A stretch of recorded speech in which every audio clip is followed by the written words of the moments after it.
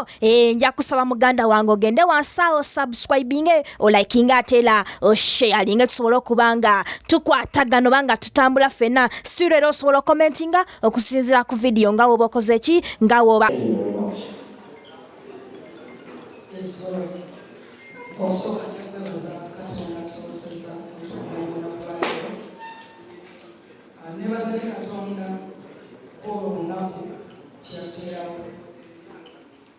abantu bangi bamanyi ate programu yaffe naye that's a big problem. Tulina okwebaza Katonda mu bintu bingi olw'ensonga nti buli kaseera Katonda abeera abinyusa obwakabaka ate era abeera abinyusa mutegeere nti Katonda waali naye kyalunaku nnyo era kyennyamiza nti abantu abamu mulina obuyinza mulaga nti mulina obuyinza obusinga obwa Katonda. Okusookera nalina okwebaza ba promoters bonna nja kwebaza omukulu Keti promotion bamuma bali events Chameleon wabaddamu nabalina ebintu byangambe bajjo bingi ng'ate wanjawulo n'engambo bajjo yaggulu wayakozimakalayuddawo okuva mu kifo kyabo. Nja kwebaza Steve fena tukimanyi nti esinga abamu bagitya butibwa bbeeyi naye kizibwagana nti esinga bweyimuka mu kintu ebeeyusa naye njagala mukkiriza nti Katonda alina ebyambalo bingi aba ayosa bwakabaka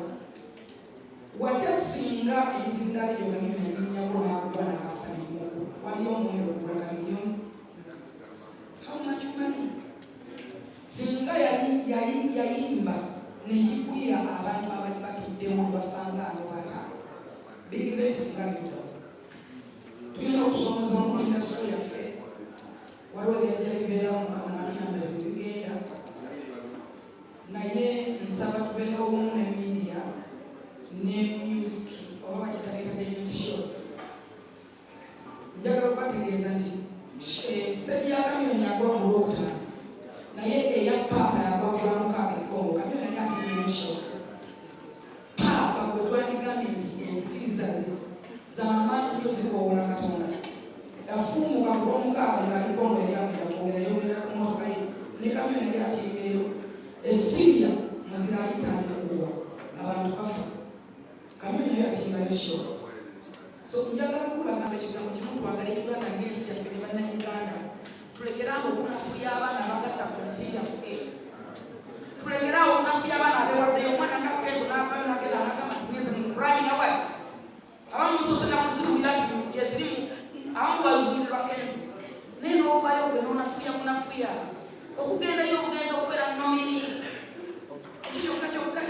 kirina okitaka Uganda naye kuno n'amawulire andaba bayituka okuba kenzo togenda kufuka muntu wansi ddala ku my brother mwelala ekintu tuli bannayuganda singa tuteeka Uganda ku mutima ne tutandika okwegamirirwa mugenda kulaba ebintu ebisinga bituwakola naye tuyisiga mu kyayi yokka twekomeredde emisumaali kyekitegambe Katonda asobola okukyusa ensi eno nga tawaddeyo mwana we naye ne Yesu mwamutta nemumwita omubbi w'embaawo bannange enkwama mwalisubula ku baana olina namba oli ku TikTok oli ku YouTube channel yo okola ku TV one day one time ogenda giva office nge Chameleon ogenda kuba ku TV office nge Spice Diamond nakukyosona mujja kweyitaala so nsaba omuntu beerewo mu entertainment shows ma TV tugereko okwewumirwa tewali yatuukirira singa tubatuukirira Yesu eyandize naye tumanye ennaku yaffe Yesu kyamutta Yesu bali basobola okukomera n'atafa bali basobola okumukuba n'atabaako kyabadde era asobola okuziga okuyita ekuumirirwa era asobola okwemuulaawo n'awota naye yakkiriza affe tubeere mukiso ebigambo byange bibeera bingi naye bibeeramu bitono naye ankootinga mulina obuzibu munkootinga ku bintu naye olwokutereeze sisirina kubeera muntu mulala twagala ensi yaffe tutegeere nti bweyagalira bannayuganda kikulu nnyo twalebanaaa